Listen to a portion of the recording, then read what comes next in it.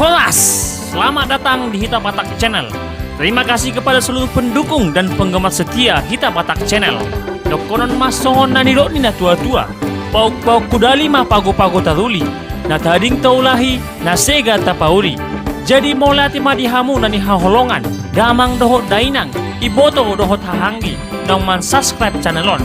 Mula dong pinahurang pamasipaturaya mahita. Asa anggiat lam tumajuna bang sumatakon. Selamat menonton. Hikayat Boruna Puan. Raja mengatur Manurung menikah dengan Nati Raja Borumapea, putri dari Pulahang Mahua Rumapea dari Pulau Samosir. Raja mengatur yang kedua Manurung adalah kakek dari Tuan Sogar Manurung, Pulahang Mahua Rumapea, memiliki 3 orang putra dan 3 orang putri. Ketiga orang putranya adalah Purajana Ginjang, Guru Badia, Raja Natona. Dan ketiga orang putrinya adalah Nanti Raja menikah dengan Raja Mengatur Manurung. Yang kedua Nanti Malela yang menikah dengan Margatamba atau Saragi. Dan yang ketiga Siulutahi yang menikah dengan Marga Sitanggang. Boru Nanti Raja, istri Raja Mengatur, telah memiliki beberapa orang anak laki-laki dan adiknya Nanti Malela yang menikah ke Tamba atau Saragi telah memiliki beberapa orang anak perempuan. Ketika Nanti Raja baru melahirkan anak laki-laki, beberapa hari kemudian adiknya Nanti Malela melahirkan seorang putri di Pulau Samosir.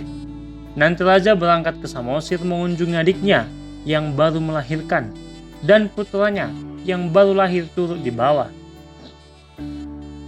Nanti Raja memangku putri adiknya itu, dan Nanti Malela juga memangku putra kakaknya. Setelah puas melepas rindu dan kebahagiaan mereka, Nanti Raja pulang ke Uluan. Di perjalanan saat mengganti popok bayinya, dia menyadari bahwa bayi yang dipangkunya adalah perempuan dan sudah pasti adalah bayi adiknya Nanti Malela. Nanti Malela juga mengalami hal yang sama di Samosir. Putra kakaknya tertinggal dan putrinya terbawa. Setelah berita itu saling diketahui, kedua belah pihak akhirnya disepakati akan mengembalikan pada waktu ada kesempatan. Lama-kelamaan, mereka menyayangi bayi tersebut dan dianggap anak sendiri dan dibesarkan hingga dewasa. Marga yang mereka gunakan untuk anaknya itu adalah sesuai dengan marga suaminya masing-masing. Putra Nanti Malela yang dilahirkan Nanti Raja tetap menggunakan marga Tamba dan tinggal di Samosir. Putri Nanti Raja yang dilahirkan Nanti Malela diberi nama Boruna Puan dengan gelar Boru Ingalinggal dan dimanjakan dan disayang semua keluarga Manurung dan tetap menggunakan marga Manurung. Setelah dewasa, Boruna Puan menikah dengan Raja Parmata Manunggal Damanik dari Sipolha. Manurung bersaudara mendapatkan berupa barang pusaka dari mertua Napuan karena Raja Parmata Manunggal adalah turunan orang berada dan seorang raja yang dihormati di Sipolha.